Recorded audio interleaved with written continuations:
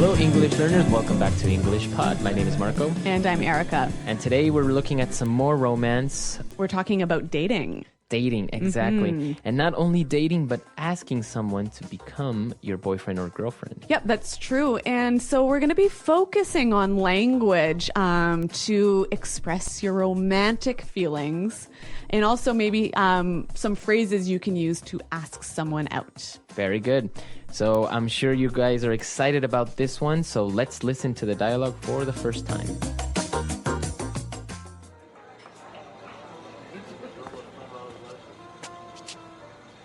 Hey, you're early. Where's everyone? Well, I told them not to come. I made a reservation just for the two of us. I thought we could have a quiet evening all to ourselves. Oh, why? Jennifer, there's something I want to ask you. Sure. What is it? Okay, here's the thing. I've always seen you as more than just a friend, and I can't take it anymore. I know you better than anyone. I know the pros and cons of your personality. I even know what side of the bed is yours. I think we would be great together, don't you? Are you serious? We've been friends for years. We can't just change that overnight. I know. I never had the guts to tell you. Until today. So what do you say? Are you willing to give me a shot? All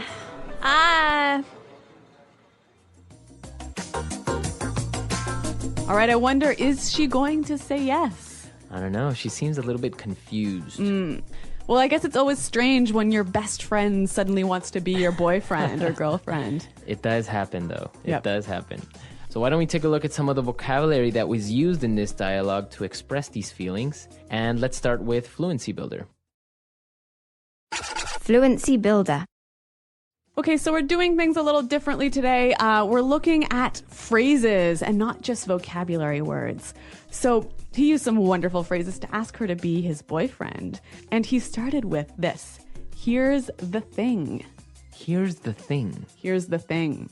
All right. That's a very strange phrase. Here's the thing. Is Yeah. it giving her something? Not quite. He's not giving her an object, but he's giving her some information. Okay. So it's a very common way to start an idea. That's right. You're about to tell the person the main problem or the main... The main piece of information. Right? So you would start with, here's the thing, and then start explaining. Okay, why don't we do an example? For example, you could say, all right, here's the thing. People don't like you. All right. Well, I hope they don't say that to me. But another example, Marco, here's the thing. We're behind in our podcasting. We have to work overtime. Okay. So the main idea. Yep. Very good. Moving on to our next phrase. He said, I can't take it. I can't take it anymore. I can't take it anymore. So he can't take it anymore. Take what? Well, why don't we find out by listening to some examples? Example 1. The man next door has been so loud. I can't take it anymore. Example 2. My boss always yells at me. I can't take it anymore. Example 3. I can't take it anymore. I'm going to quit. All right. So basically is you can't stand it. You can't tolerate it anymore. Exactly. This is a phrase we use when we are really frustrated. But yeah, when we're frustrated or when we just can't handle it anymore. And well, after he finished his declaration of love, she responded by saying, are you serious? Are you serious? Are you serious? Are you serious? Okay, so what does she mean? She's just saying, really? Exactly. It's another way of saying really. Yep. So this is a phrase that's really, it's quite informal, isn't it? Yeah, I guess you wouldn't use it in a business context. No, and it's also something that's used mostly by younger people. Right. If you say something that's amazing or that's incredible, hard to believe, you might get this response. Are you serious? Right. So he is very serious, but he confessed that he never had the guts to tell her. Have the guts. I never had the guts to tell you. I never had the guts. All right, so to have guts. That's to be brave. To be brave, courageous. Yep. So we have some examples of how we would use guts in different situations, so let's listen. Example 1.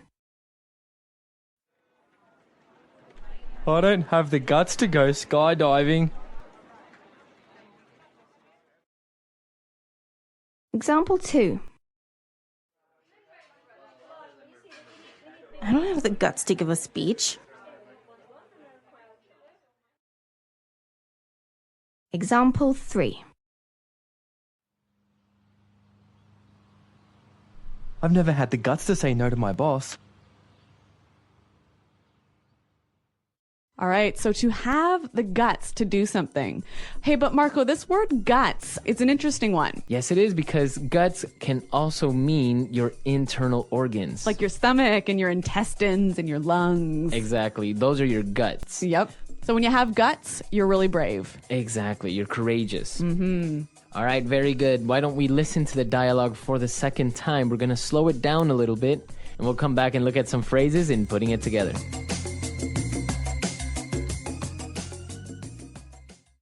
Hey, you're early. Where's everyone? Well, I told them not to come. I made a reservation just for the two of us. I thought we could have a quiet evening all to ourselves. Oh, why? Jennifer, there's something I want to ask you.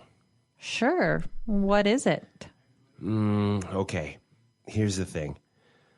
I've always seen you as more than just a friend, and I can't take it anymore. I know you better than anyone. I know the pros and cons of your personality. I even know what side of the bed is yours. I think we would be great together, don't you? Are you serious? We've been friends for years. We can't just change that overnight. I know. I never had the guts to tell you until today. So, what do you say? Are you willing to give me a shot?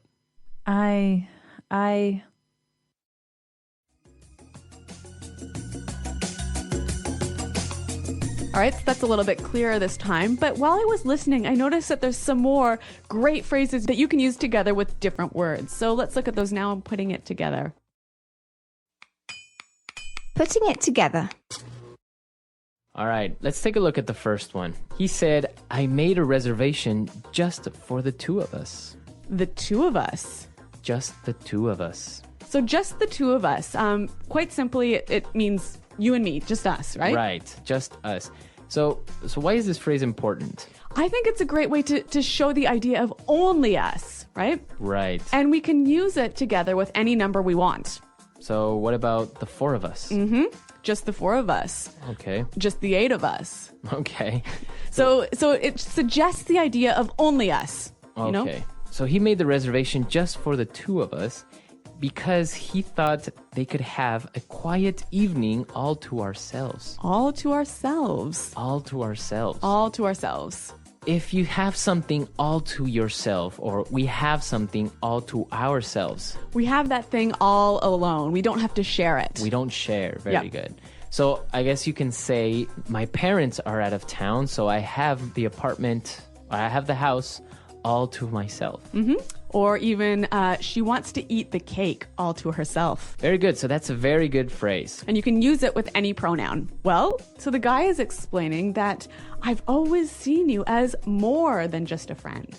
I've always seen you as. I've always seen you as. So basically is the perception or the way you consider that person. The way you think about that person. So I can say, I've always seen you as a good friend. I've always seen you as a leader. Okay, so our last phrase is also the last thing we heard in the dialogue. He said, are you willing to give me a shot? Are you willing to give me a shot? To give me a shot. Give me a shot. All right, I think we have some more examples of how we could use give me a shot in different situations, so let's listen. Example 1. I know I can do this drawing better. Just give me a shot. Example 2. The HR manager wasn't going to hire me, but he decided to give me a shot. Okay, so when you give someone a shot, you take a chance, right? Give that person or give an opportunity. Mm-hmm. All right, so we don't know if she will give him a shot or not, but why don't we listen to the dialogue once more to hear these phrases in action?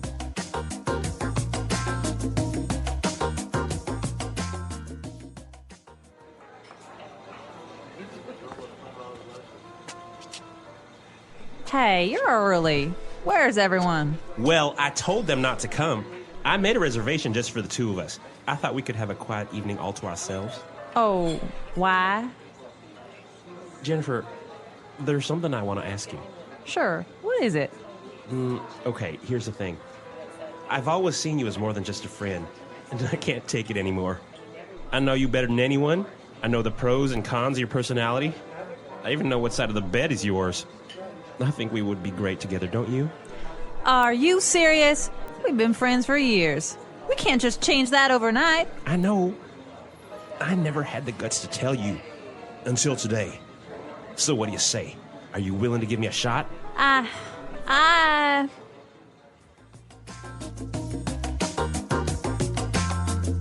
All right, so an interesting dialogue, and it opens up a cultural point. That's right. So in the dialogue, the guy was asking her if she would be his girlfriend, right? Right, but I guess it's not very common among adults, at least. Yep. In English-speaking countries. Yeah, we don't say like, okay, so please will you be my boyfriend now, you know? Right. You would do that maybe in high school. Or... Yeah, but even then, I think it's still a little funny. I think for us, when we start to have romantic relationships, it just sort of happens naturally, right? You never really have this conversation, will you be my boyfriend? Right, I guess afterwards you just start talking about other things, which you just consider that you guys are already boyfriend and girlfriend. Yeah. But there's no official starting point. Yeah, there's no official point that says, okay, now we are boyfriend and girlfriend. Yep.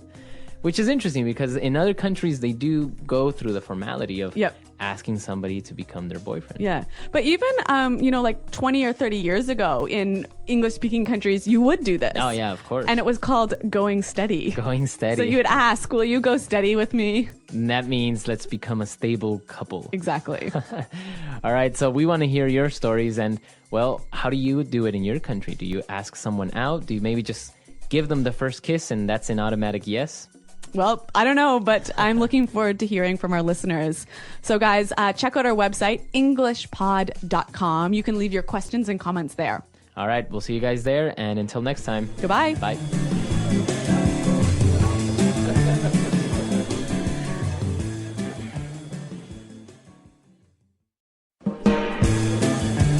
Hello, English learners. Welcome back to EnglishPod. My name is Marco. And I'm Erica.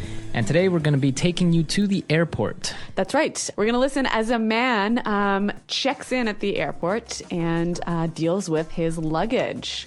That's right. So we're going to be looking at a lot of great stuff that can help you the next time you are at the airport at the check-in counter. So why don't we take a look at one word that we're going to preview today in Vocabulary Preview. Vocabulary Preview. We're going to hear this guy say, I'd like to check 3 pieces.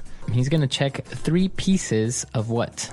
Pieces of luggage. So when we talk about luggage, we can say pieces of luggage. That's right. Luggage is a non-count noun. So you can't say 1 luggage, 2 luggages, 3 luggages. That's wrong. Right. So we use pieces of luggage. Okay. So 3 pieces of luggage. Mm-hmm. Very good. Let's listen to our dialogue for the first time. We're going to see what happens with this guy at the airport and with his pieces of luggage.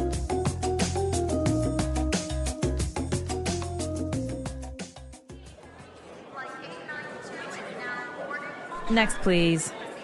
Hello, sir. May I see your passport, please? Yes, here you go. Will you be checking any bags today? Yes, I'd like to check 3 pieces. I'm sorry, sir. Airline policy only allows 2 pieces of checked luggage at 20 kilograms each, plus 1 piece of carry-on luggage. I will have to charge you extra for the additional suitcase. What? Why? I'm taking an intercontinental flight. I'm flying 16,000 kilometers. How am I supposed to take only 2 20-kilo bags? That's absurd. I'm sorry, sir. There's nothing I can do. You cannot board the flight with that large bag either. Carry-on bags must fit in the overhead compartment or under your seat. That bag is clearly too big. Now I see. You charge next to nothing for an international ticket. When it comes to charging for any other small thing, you charge an arm and a leg. So tell me, miss, how much will I have to pay for all of this? Let's see. $625 US. That's more than my round-trip ticket!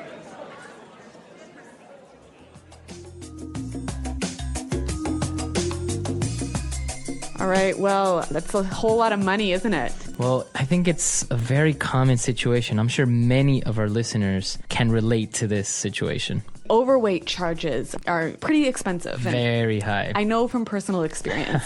But that's not what we want to talk about now. We want to talk about some really useful vocabulary in Language Takeaway. Language takeaway. All right, on Language Takeaway today, we have 5 words. So why don't we start with the first one? So the woman asked, will you be checking any bags today? Will you be checking any bags today? To check bags. Right, so the verb to check. It means to give your bags to the airline, to register them. Okay, so that's what happens with your luggage. You check them, so basically they become responsible for your bags. Right. It reminds me of checking into a hotel. Right, very similar. When you go to a hotel, you register at the hotel, you check in. In this case, you just check your luggage. You don't check in your luggage. Right. Okay, so check luggage. So he wanted to check 3 pieces of luggage, and he also had carry-on luggage. Carry-on luggage. Carry-on. So carry-on luggage, it's pretty simple. That's right, you carry it on yourself. Exactly. You carry it onto the plane. Now, we can talk about carry-on luggage, right? Mm-hmm. Or carry-on bag. Right. Or a carry-on suitcase. Mm-hmm. A very small suitcase that can fit under your seat. Exactly. All right, so carry-on luggage. Now, he was traveling on an intercontinental flight. Intercontinental. Intercontinental. We have 2 words there. Inter. Between. Between, right? And continental. So this sounds like continent. Okay, so he's traveling maybe from Asia to North America. Okay, intercontinental. He's trying to board this intercontinental flight. So to board a flight. Board a plane. Board a train. All right, so basically it means to get on. To get on. To get on a vehicle. Okay, so I can say board the ship. Board the car. No. No? No. But board the train. Board the train. Board the bus. All aboard. That's right. That's why in movies you see that somebody will yell all aboard. Yeah. In the train station, right? Exactly. All aboard. Okay, so board a vehicle. And our last phrase for today. Overhead compartment. Overhead compartment. Overhead compartment. All right, let's break this phrase down. Overhead. So that's on top of your head, right? Exactly. Yeah. Above you. Yeah, and the compartment is a place where you can put something and store it. Mm-hmm. Kind of like a box. Right. Yeah. So you have an overhead compartment, that big box where you put your bags and your purse or whatever on an airplane. Mm-hmm. Very similar to, for example, an overhead projector. Right, so that's the machine that puts an image or a picture on a wall. Like sometimes you see them in meetings. Right, so because the image is over your head and it's big, it's called an overhead projector. Okay, so some great language. Why don't we hear it again in context by listening to the dialogue for the second time?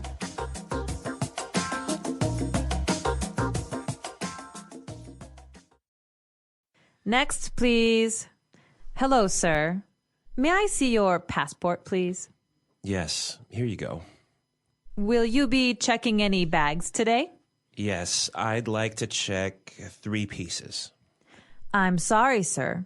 Airline policy allows only 2 pieces of checked luggage at 20 kilograms each, plus 1 piece of carry-on luggage. I will have to charge you extra for the additional suitcase. What? Why? I'm taking an intercontinental flight. I'm flying 16,000 kilometers. How am I supposed to take only 2 20-kilo bags? That's absurd. I'm sorry, sir. There's nothing I can do. You cannot board the flight with that large bag either. Carry-on bags must fit in the overhead compartment or under your seat. That bag is clearly too big. Now I see. You charge next to nothing for an international ticket. But when it comes to charging for any other small thing, you charge an arm and a leg. So tell me, miss, how much will I have to pay for all this? Let's see. $625 US. No, that's more than my round-trip ticket. All right, so I think it's a little bit more clear now. And with this, it's time for us to take a look at some great phrases in putting it together. Putting it together. So this guy was pretty angry about this airline policy, and he said, "How am I supposed to? How am I supposed to? How am I supposed to?" Okay, so before we get into explaining this, why don't we listen to a couple of examples so we can try and understand what it means? Example 1. How am I supposed to fit the dog in the car? There are 10 people in there already. Example 2. How is she supposed to get to work if her car's in the shop? Example 3. How are we supposed to know the answer to that? It's impossible. Okay, so I can understand that it means, how can I do this? Right. How do you expect me to do this? How is it possible for me to do this? Very good. It's a phrase you use when you're frustrated, right? Yeah, exactly. You're maybe a little bit frustrated or you're maybe nervous of something that you can't do or don't know how. Yeah, this phrase, it's not impolite, but it sort of gives the idea that you're challenging the other person a little bit. Maybe, yeah. Yeah. Okay. So a good phrase that you can use in different situations and you can try and mix it up with different verbs, right? Right. All right. Now let's take a look at our next phrase. I'm sorry, sir. There's nothing I can do. There's nothing I can do. There's nothing I can do. There's nothing I can do. So basically, the woman can't help the man, even though he's insisting and he's pushing that he wants another solution. Yep. Right? So finally, she says, I'm sorry, there's nothing I can do. So we use this phrase when someone's pushing you too much, right? Right, and you would use it only in that situation towards the end because it is a little bit... It's strong. It's not impolite, but it's just you're saying, you know what, I'm sorry, I can't do anything about it. Now let's move on to our third phrase. You charge next to nothing. Next to nothing. Next to nothing. Next to nothing. All right, so we're talking about charging, we're talking about money. Why don't we listen to some examples of what this next to nothing phrase means? Example 1. Do you like my new house? It was so cheap that it almost cost next to nothing. Example 2. Let's go to Thailand. Tickets cost next to nothing right now. Example 3. The real estate agent charged me next to nothing for his commission, so I got a really good deal. So when something costs next to nothing, it's really cheap, right? It's really cheap, or you consider it to be cheap. Mm-hmm.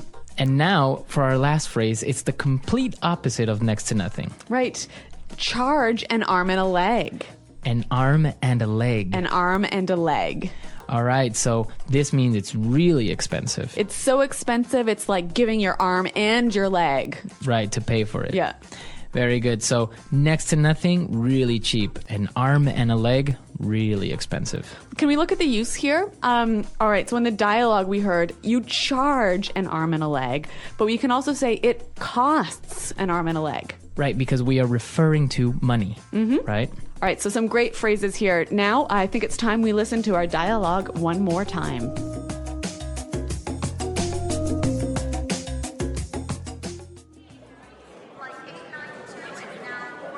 Next, please. Hello, sir. May I see your passport, please? Yes, here you go. Will you be checking any bags today? Yes, I'd like to check 3 pieces. I'm sorry, sir. Airline policy only allows 2 pieces of checked luggage at 20 kilograms each, plus 1 piece of carry-on luggage. I will have to charge you extra for the additional suitcase. What? Why? I'm taking an intercontinental flight. I'm flying 16,000 kilometers. How am I supposed to take only 2 20-kilo bags? That's absurd. I'm sorry, sir. There's nothing I can do. You cannot board the flight with that large bag either. Carry-on bags must fit in the overhead compartment or under your seat. That bag is clearly too big. Now I see. You charge next to nothing for an international ticket. When it comes to charging for any other small thing, you charge an arm and a leg. So tell me, miss, how much will I have to pay for all of this? Let's see. $625 US. That's more than my round trip ticket! Okay, so airline policies, luggage, it's always a problem, right? Most of the time you always end up paying overweight when you travel. Yeah, I know that this happened to me once, and it was really expensive. Really, what happened? I was flying on an intercontinental flight from India back to Europe, and I had too many extra bags, but I really needed to bring them, and so it cost me $6,000. $6,000. Yeah. Wow. So my credit card was pretty maxed out after that. That's incredible. Yeah. Well, I'm sure many of our users probably suffered similar experiences like this, so please come to our website and share it with us at EnglishPod.com. That's right. Marco and I are always around to answer your questions, so please check us out. And thanks for downloading, you guys. Until next time, goodbye.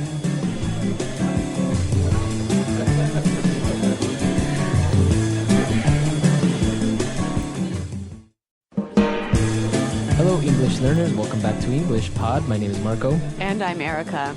And today we're going to be looking at another kind of science fiction lesson related to aliens. That's right. And I think in this lesson, we'll actually have an alien sighting here at EnglishPod. Right, an alien encounter.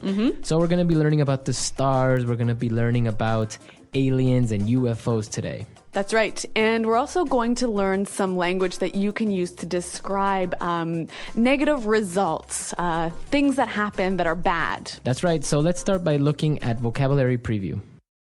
Vocabulary preview. Okay, we have two words for you that we're going to hear in the dialogue. And the first one is constellation. Constellation. A constellation. All right. So we've all looked up in the sky and seen shapes or figures that are formed by the stars. That's right. So a constellation is a group of stars that makes a shape and has a name. Right. There are a total of 88 known constellations. So the most popular ones, I think, maybe are the Little Dipper, the Big Dipper, etc. I never knew you were such a fan of astronomy, Marco. A little bit. All right. What about the next one? The next one is Earthlings. Earthlings. Earthlings. So Earthlings are people who live on planet Earth. On Earth, exactly. Yep. And in the dialogue, we're going to hear greetings, Earthlings. This is the most typical phrase that you will hear in almost every single alien movie. Exactly. So it's like saying, hello, people from Earth. Yes. Every single alien in the world says this phrase. So those are the two words that we are going to find in this dialogue today.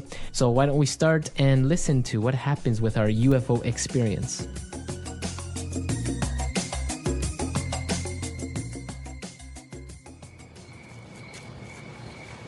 Oh, honey, this is so romantic. I've never seen like so many stars before. It's beautiful. See that constellation there? That's Orion. And the very bright star? Well, it's not a star because it doesn't blink. That's actually Venus. What's that, big flashy one? I don't know. I think it's a UFO.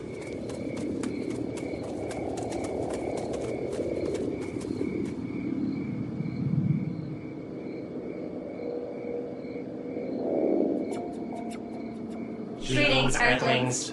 I come from afar, from a distant galaxy known only to a few. Why are you here? Where did you come from? We have been observing you for the last 3,000 years. We have seen the amazing capacity that humans have to create such wonders as the Taj Mahal, or masterpieces such as the Hafner Symphony. Unfortunately, your intelligence and creativity does not come without consequence. Your ambition and desire for more will be your downfall, and we are here to save your planet from you. You think you have us figured out? What gives you the right to come and judge us? Who are you to play God with our fate? Silence, human. It is that belligerent attitude that has caused years of pain and anguish among yourselves. Now you will pay the price.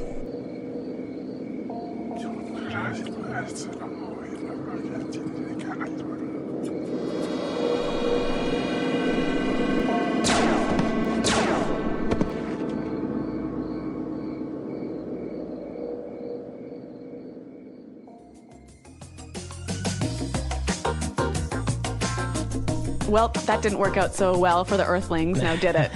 I think the aliens are a little bit belligerent themselves. All right, so why don't we start by looking at some of those difficult words that we might have found in this dialogue in Language Takeaway. Language takeaway. Okay, well, the aliens are using a lot of language to describe some of the negative results that are happening because of the humans' behavior on Earth, right? Right. And so one of the things they said was that your intelligence and creativity does not come without consequence. Consequence. Without consequence.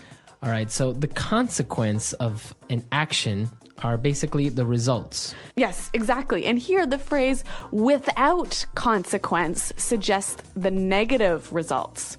All right, so the negative results from your actions. Very good. What about our next word? Well, the aliens also talked about human ambition. Ambition. Ambition. So what is ambition exactly? So ambition is the desire or the want for things to be better, to improve, to get rich, to be technologically advanced. Okay, so to want more. Yep. You have ambitions in your life, in your professional life, in your personal life. So basically we have ambition and we have desires, and these are the reasons for our downfall. Okay, so downfall. Downfall. Will be your downfall. So the downfall of something is... Something that causes failure. Okay, so the loss of wealth or the loss of reputation or that it gets ruined. Exactly. The downfall. We can say, like, for example, the downfall of the Roman Empire. Or, you know what, this guy is a great employee, but his lack of ambition was his downfall. Very good. All right, coming up to our next word. The alien described that humans have a belligerent attitude. Belligerent. Belligerent. Belligerent. All right, this is a very nice word. So why don't we listen to some examples of how we can use it in context? Example 1. Don't take that belligerent tone with me. I don't want to argue with you. Example 2. Thomas is always so belligerent. It is impossible to talk to him. Example 3. Stacy was fired for her belligerent attitude. Okay, so I can understand that it means sort of aggressive, having a strong willingness to fight. Exactly. A belligerent person, a belligerent attitude. A belligerent country. Okay. Very good. And our last word for today. Anguish. Anguish. Anguish. So to cause great anguish. To cause a lot of terrible emotional or physical pain. Okay, so it is a synonym of pain, of suffering. Yeah, but really intense suffering. Really intense. Why don't we give a few examples? The end of his marriage caused him great anguish. Or, for example, the loss of his dog caused him great anguish. Okay, so anguish. All right, so we've covered 5 great words on Language Takeaway today. Why don't we move on now to putting it together? Putting it together. Okay, we're going to look at 3 phrases that we heard in the dialogue and see how we can use them in different contexts. So the aliens were praising some of the masterpieces that the humans have created, right? Right. He said, you humans create such wonders as the Taj Mahal, blah, blah, blah. Okay. So let's look at this phrase, such wonders as. All right, so we have a noun here, a wonder. An amazing thing. An amazing structure. Yes. So he says such wonders as. Now we can change this noun and replace it with another one, right? Yeah, we can replace that noun with anything. So why don't we hear a few examples? Example 1. To finish this house, we need such materials as cement, wood, and steel. Example 2. I need to write a report on a social topic such as psychology, health, or marriage. Example 3. Companies have found that social networking sites such as Facebook and Twitter are great marketing opportunities. So this is a really useful structure to use when you want to give examples of many different things. Okay, and as the alien was criticizing the humans, the guy said, "What gives you the right to come and judge us?" So interesting phrase. What gives you the right? What gives you the right? What gives you the right? All right, so if I tell you, what gives you the right to, and then a verb, Yep. what am I saying there? You're basically saying, you don't have the right to do this. You shouldn't do this. Why are you doing it? Or why do you want to have this control over me? Yep. So when would you use this phrase? If somebody is trying to control you, or maybe somebody is judging you or doing something to you against your will, maybe, Yep. you would say, what gives you the right to take my phone away? What gives you the right to tell me what to do? All right. It's a good phrase to tell that other person that they shouldn't do that. They're doing something unfair. Unfair. Okay. Yeah. And our next phrase is very similar. Who are you to play God with our fate? Okay, so I want to look at this. To play God. All right, so to play God is making these arbitrary decisions, like he is the master of everything. Right, controlling everything. But this phrase, who are you to? So basically saying, you don't have the power or authority to do this. And you can use it in exactly the same way. Who are you to tell me what to do? Who are you to take away my phone?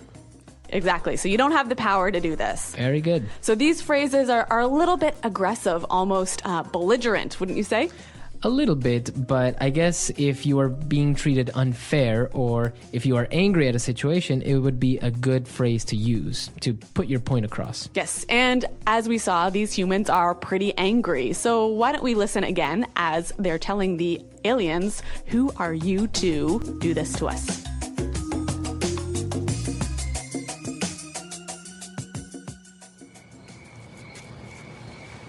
Oh, honey, this is so romantic. I've never seen like so many stars before. It's beautiful. See that constellation there? That's Orion. And the very bright star? Well, it's not a star because it doesn't blink. That's actually Venus. What's that, big flashy one? I don't know. I think it's a UFO.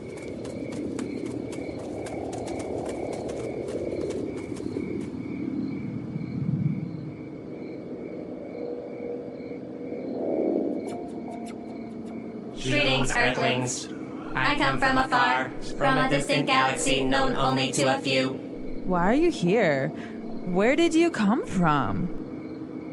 We have been observing you for the last 3,000 years. We have seen the amazing capacity that humans have to create such wonders as the Taj Mahal or masterpieces such as the Hafner Symphony. Unfortunately, your intelligence and creativity does not come without consequence. Your ambition and desire for more will be your downfall, and we are here to save your planet from you. You think you have us figured out? What gives you the right to come and judge us? Who are you to play God with our fate? Silence, human. It is that belligerent attitude that has caused years of pain and anguish among yourselves. Now you will pay the price.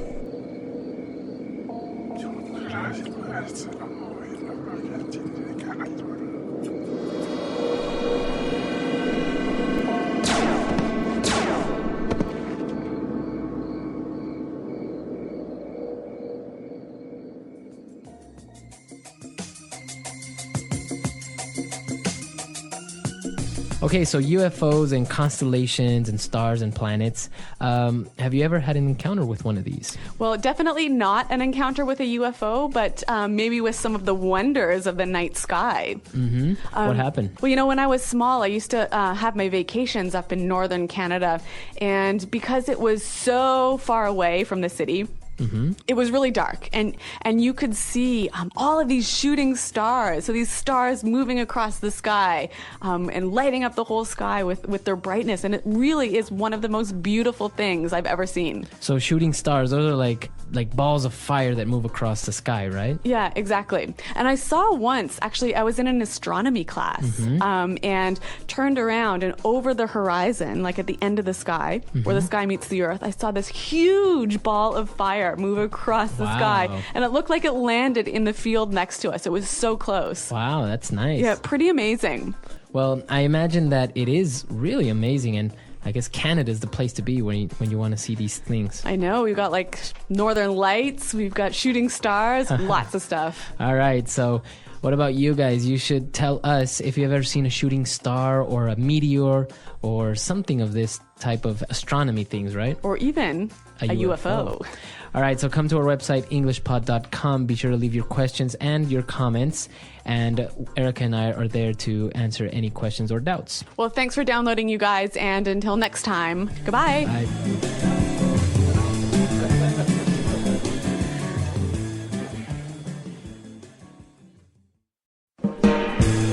Hello, everyone. Welcome back to English Pod. My name is Marco. And I'm Erica. And today we are going back in time. That's right. We're visiting the 1950s. All right. So we are going to the year 1950. And, well, we are going to look at some of the typical and common words and phrases that were used back in that year. Yes. All of these words and phrases you might still hear today, but they are really a little bit old-fashioned. All right, so we have some words that we need to look at before we listen to our dialogue. So let's look at these words in vocabulary preview. Vocabulary preview. We have two words we're going to hear in the dialogue. The first one, sock hop. Sock hop. A sock hop. Okay, now this is very old-fashioned and probably not used anymore. No, not used anymore. But a sock hop is a school dance. Okay, so all the kids after school would get together and dance rock and roll in the gym or something. Yep. Mm-hmm. And, well, it's very popular and very common among American culture in those days. Yes, in 1950. So you would still maybe see this in a movie or something like that. Yep. And our second word is still used today. Sadie Hawkins dance. A Sadie Hawkins dance. All right, a Sadie Hawkins dance. So a Sadie Hawkins dance is a dance when the girls ask the guys to be their date. Okay, so it's a party, and the guys don't invite the girls. No, the girls invite the guys. Okay, so it's a little bit of a reverse of roles there. Yes. That's interesting. So in this case, the girls have to come up to the guys and say, hey, do you want to go to the dance with me? Mm-hmm. Very good. So this still happens today in North America, so you will probably hear it sometime. And I guess now we could listen to our dialogue for the first time, and it takes place at a high school.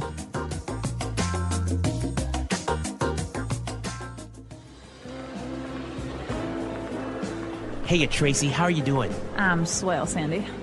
Hey, listen, you want to go to the sock hop with me this Friday? It'll be a blast. First of all, it's the Sadie Hawkins dance. The girls gotta ask the guys. Also... Oh, right. So, when are you going to ask me? I've had my eye on you for a while. Hey, buddy, ease off my girl, man. Or do you want a knuckle sandwich? Cool it, guys. Your girl? Says who? Says me, Pipsqueak.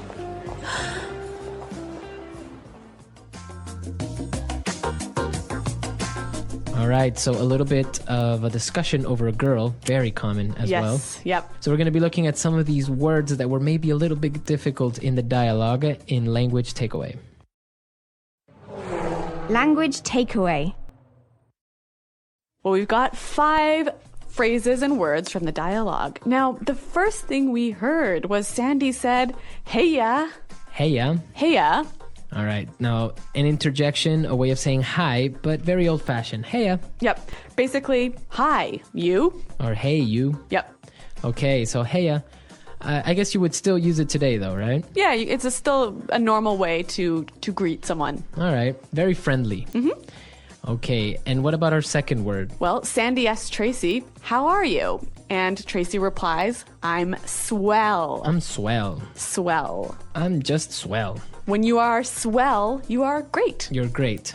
And again, swell is an old-fashioned way of saying I'm good or I'm great, but you would still hear it. Yes. And it also is used to describe things. That was a swell party. Okay, swell. Yep. All right, now for our next word. They got into a fight, and Tracy said, "Cool it, guys." Cool it. Cool it. Cool it. So why don't we listen to some examples of cool it before we explain it? Example 1. Just cool it. Now is not the right time to get angry. Example 2. You need to cool it and stop yelling at me. Example 3. Don't cry, Pam. Just cool it. You will be okay. All right, so cool it, guys. Basically, it means Relax. take it easy. Yeah. Don't get into a fight. Mm-hmm. Okay. This is one my dad used to say to me and my sisters all the time. Cool it, kids. Stop fighting. Very good. So it is still very commonly used, I would say. Yep. All right, now for our last two words. These are a little bit more old-fashioned. Yes, straight from 1952. They talk about a knuckle sandwich. All right, he says, do you want a knuckle sandwich? A knuckle sandwich. What are we talking about here? All right, well, on your hand, Yeah. you have, above your fingers, you have your knuckles. Okay, so those are the bumpy parts on my hand. The bones on the top part of your hand. So he's basically saying, do you want me to punch you? Right? Do you want me to hit you with my hand, with my fist? So it's a very informal way of saying a punch, knuckle sandwich. I'll give you a knuckle sandwich. Right. And for our last word, Tommy called Sandy a pipsqueak. Pipsqueak. Pipsqueak. A pipsqueak. Now, this is kind of an insult, but again, very old-fashioned. Yes. A pipsqueak is a very small person, right? A small person who is not strong. Okay. Or not powerful. So a small and weak person. Pipsqueak. I guess nowadays you can still call somebody pipsqueak, but maybe in a lighter sense. It would be a little bit funny to call someone a pipsqueak. Okay, so a pipsqueak. Why don't we listen to our dialogue again? We're going to slow it down a little bit so you can get all these words that we just looked at, and then we'll come back and look at some phrases.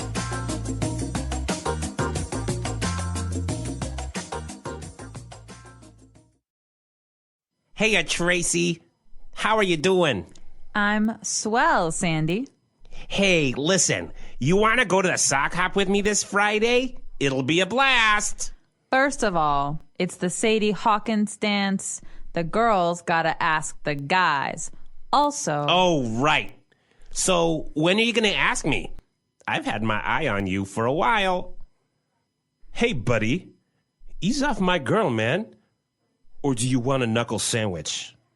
Cool it, guys. Your girl? Says who? Says me, pipsqueak.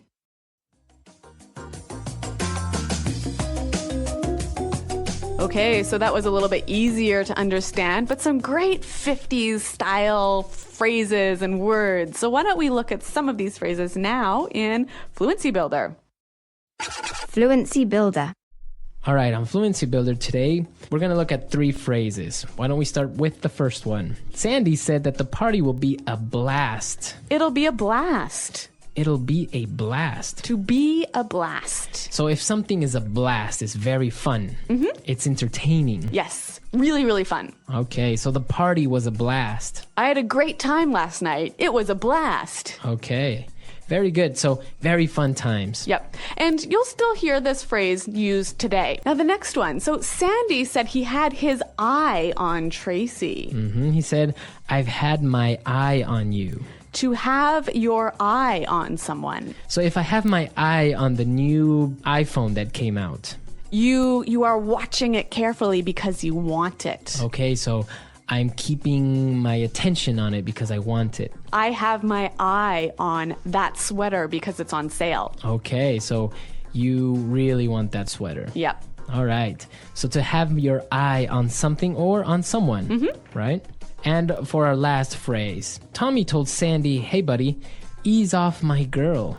Ease off. Ease off. Ease off. All right, so why don't we listen to some examples of how we could use ease off, because it might be a little bit tricky, and then we'll come back and talk about it. Example 1. You need to ease off the junk food. Example 2. Matt is putting so much pressure on me these days. I wish he would ease off. Example 3. You're pushing Susie too much. You need to ease off a bit. Okay, so it looks like you say this phrase, ease off, when somebody is putting pressure on you or doing something to you that they shouldn't. Right. Maybe they're being too intense or maybe annoying you. So you tell them, hey, ease off. Yeah, relax, stay back. Stay away. Very good. So ease off my girlfriend. Ease off the fatty foods. All right. So take it easy. Stay away from. Yep. Okay, so some great phrases there. I think it's a good idea for us to listen to our dialogue one more time, and then we'll come back and talk a little bit more about the 1950s.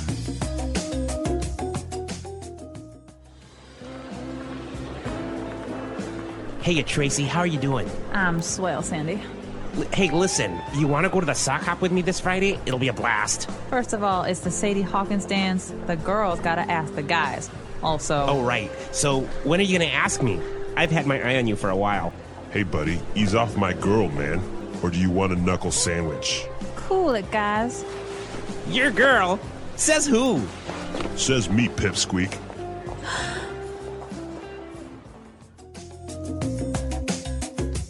Okay, so the 1950s, a nice era, and this is the first of a small series that we're going to have of different words and phrases that were used back in the 1950s, 1960s, 1970s, etc. That's right. So a little bit more time travel is coming up here in EnglishPod. Exactly, because a lot of these phrases are still used, and you might even see them in movies, or if you're talking to somebody that was maybe born in these eras, they might even still use them today.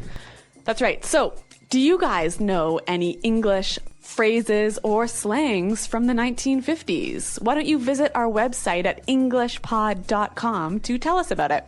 All right, we'll see you guys there. And also, if you have questions or comments, please leave them on the comments section as well. Well, thanks for listening, and until next time, Bye. Goodbye.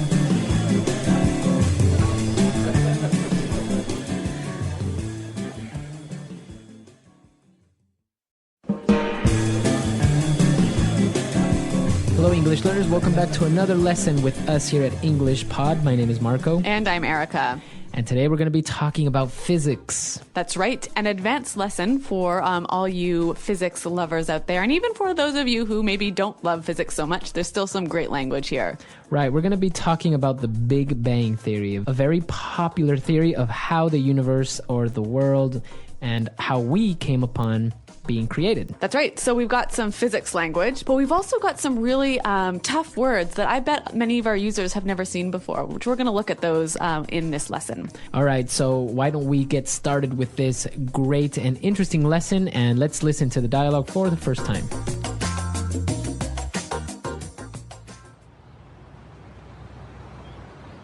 What's up? You don't look too good. Yeah, my head hurts, that's all. I've been in physics class all day. It's killer. I liked physics. It's all math, really. Arcs, curves, velocity. Cool stuff. Yeah. But today's lesson was all about the creation of the universe. A physics class about the creation of the universe? That's some pretty unscientific language there. It sounds more religious to me. It's all religion. Take the theory of the Big Bang. How is it possible that all of the stuff in the universe comes from an explosion? That's no better than Atlas carrying the globe on his back, or African myths about turtles and stuff. Turtles? Whatever. Look, all that's required for the creation of matter is an imbalance of particles and antiparticles. At least that's what the math says. Math schmath. What's the evidence? There is evidence. You know Edwin Hubble, the guy who in the early 20th century was the first scientist to measure the drift of matter in the universe, thus advancing notions of an expanding universe. What would it be expanding from? Well, the Big Bang, duh. Anyway, it's just a theory. Why do people go around touting theories? Where's the rigor in that? Dude, don't equivocate. A theory only becomes a theory after withstanding rigorous testing. You slept through class, didn't you? You're making my head hurt again. Quit with the question.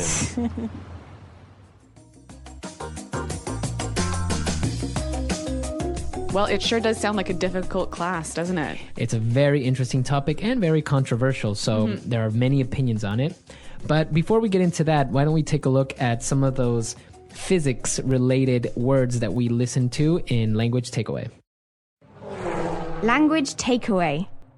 We've got 4 words we've heard in the dialogue that are all related to physics. So let's start with the first one, which is matter. Matter. Matter. Okay, so you probably know this word from what's the matter, what's Right. wrong. Yep. In this case, we're talking about matter, so anything that occupies space, that has a mass, or that is related to energy. So matter. So all things in the world are made up of matter, right? Exactly. Okay. Now let's move on to another one.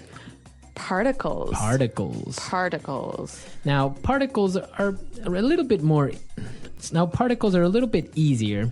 They're just very small pieces of a whole. An apple is made up of apple particles? Something like that. You can, if you want to understand it easily, apple has many small particles that make up the apple. So, let's paint a picture here. Imagine we've got a beach, and all the pieces of sand are particles of the beach. Exactly. Very good. So those are particles.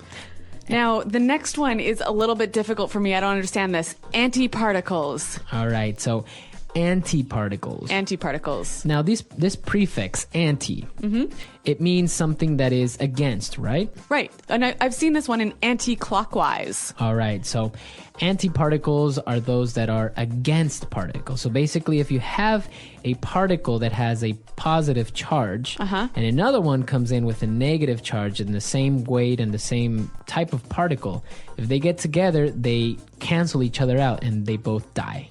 Oh. So that's an antiparticle. All right. Well, you heard it first here at EnglishPod. So antiparticles are not a good thing to have around. Now, we also heard them talk about the drift of matter. Right. Drift of matter. Drift of matter. Also sometimes called drift of dark matter. Okay, well, I know the verb to drift, right? To sort of float away on the sea. Right. If you have a little ship, you leave it on the beach, it'll drift away. It'll go slowly away. Yeah. But what about drift of matter? So basically, the drift of matter is this residue, the remains of the Big Bang, of the explosion. Okay. So matter and radiation keeps on drifting through the universe. So it's moving slowly through the universe. Moving slowly. So this big explosion, and just consider it to be like this ripple, and it's expanding and expanding. That's the drift of matter. All right. Well, I learned something else today. Some very specific words related to physics, but it's very interesting. Once you get into reading about these things, it will help you to understand it better. That's right. But we've also got some non-physics related language that we want to look at now in Language Takeaway Part 2. So they were talking about the drift of matter and how it's drifting through the universe. And then he said, thus advancing the notions of an expanding universe. So I want to look at the phrase, thus advancing notions. Thus advancing notions. Okay, let's start with the first word here, thus. Okay, so this is a good connector. Or conjunction. Or conjunction. And basically it means... Therefore. Therefore or in consequence, right? So thus advancing notions. Now, notions are ideas. Right. And so when you advance notions or advance ideas, you help them make progress. You help them go forward and become known. Okay. So in order to understand this in the context, they are saying that the drift of matter thus advances notions of an expanding universe. So it is making progress to people believing that the universe is getting bigger. Mm-hmm. Okay, so interesting phrase. Now, I really like this word thus, and a lot of people are afraid to use it. So why don't we hear a few examples of how it's used in context? Example 1. So you can see that we've studied the fossil record, and thus we can conclude that evolution is a fact. Example 2. He broke severe company policies, thus we had to fire him. Example 3. I did not receive the documents on time, thus I was unable to send them to you. All right, good examples of thus, and I guess now we can use it a little bit better. That's right. Now let's move on to our next word. So they were talking about people who go around touting theories. Tout. To tout. Okay, so what does this mean, tout? Well, basically, when you tout something, you talk about it in a positive way, so as to almost like sell that thing. Okay. So, for example, we can say, the company is touting the many benefits of its product. Okay, very good. So to talk positively about something. Yeah, with the idea of trying to sell that thing or make people buy into it or believe it. All right, very good. What about our next word? Well, we heard two related words in the dialogue. They were talking about where's the rigor in these theories and rigorous testing. Okay, so what's the difference between rigor and rigorous? Rigor is the state of being very clear and careful and exact. Okay.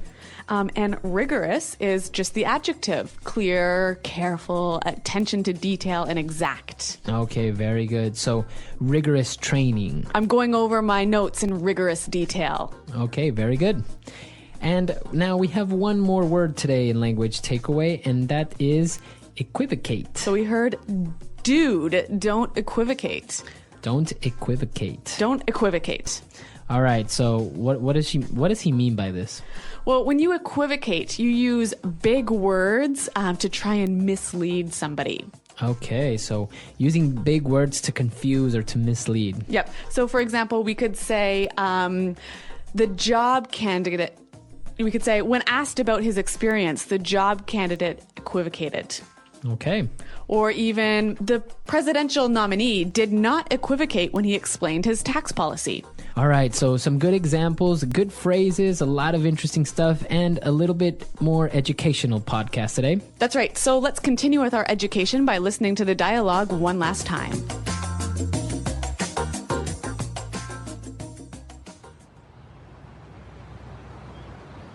What's up? You don't look too good. Yeah, my head hurts, that's all. I've been in physics class all day. It's killer. I liked physics. It's all math, really. Arcs, curves, velocity. Cool stuff. Yeah. But today's lesson was all about the creation of the universe. A physics class about the creation of the universe? That's some pretty unscientific language there. It sounds more religious to me. It's all religion. Take the theory of the Big Bang. How is it possible that all of the stuff in the universe comes from an explosion? That's no better than Atlas carrying the globe on his back or African myths about turtles and stuff. Turtles? Whatever. Look, all that's required for the creation of matter is an imbalance of particles and antiparticles. At least that's what the math says. Math schmath. What's the evidence? There is evidence. You know Edwin Hubble, the guy who in the early 20th century was the first scientist to measure the drift of matter in the universe, thus advancing notions of an expanding universe.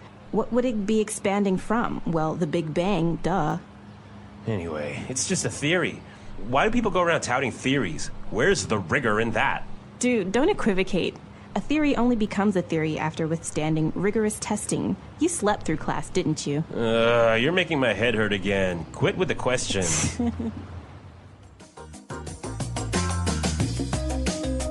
All right, so the Big Bang Theory, very controversial. In some schools in the United States, they have prohibited the teachers from teaching it.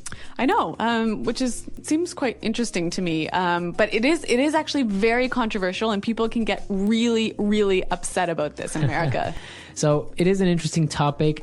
Take it from the point of view of just something else, maybe just to learn a little bit more about this topic, such as physics, right? Right. But there's something that is uncontroversial that I did want to talk about now that we heard in the dialogue. There's a lot of really interesting sort of slang words here in the dialogue, isn't there? Yeah, we heard in the first part of the dialogue when he said, I've been in physics class all day. Killer. Killer. So what does he mean by killer? Oh, he's just basically saying it's really hard. You know, it's like it's so difficult that it's murderous. It was intense. Yep. But this word we can use positively as well, can't we? Yeah, I guess you could say that was a killer party. Yeah, killer moves on the dance floor. Okay. Another interesting thing is that he said math schmath.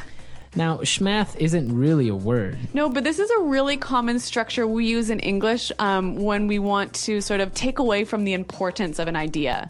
Okay, so you're saying it's not important, I don't care about it, or it's not worth it. Yeah, so for example, I'm on a diet. Right, and I would say diet, schmayet. Yeah. So basically, the structure is just added sh and then just kind of make it rhyme. Yeah. Schmayet, or like work schmirk. Yeah, work schmirk, or something like that. Yeah. So you're just making fun of it and you're taking away importance. Yeah, that's a pretty neat phrase. And one more. We heard them say duh. Duh. So when we say this, we're just saying like, you should know this, stupid. Yeah, this is obvious. Yep. It's kind of making fun of the person or Yeah. just saying it's so obvious, how can you not know it? Yeah. And it always goes either at the beginning or at the end of a sentence. Yeah. So duh, Marco, we're recording a podcast. Right. Very good. So some great words and phrases in this dialogue and a little bit of slang as well, so you can use it maybe with your friends. That's right. If you have any questions about the language in this dialogue or any thoughts on physics or the Big Bang Theory, come and check out our website at EnglishPod.com. All right. We'll see you guys there. And until next time. Goodbye. Bye.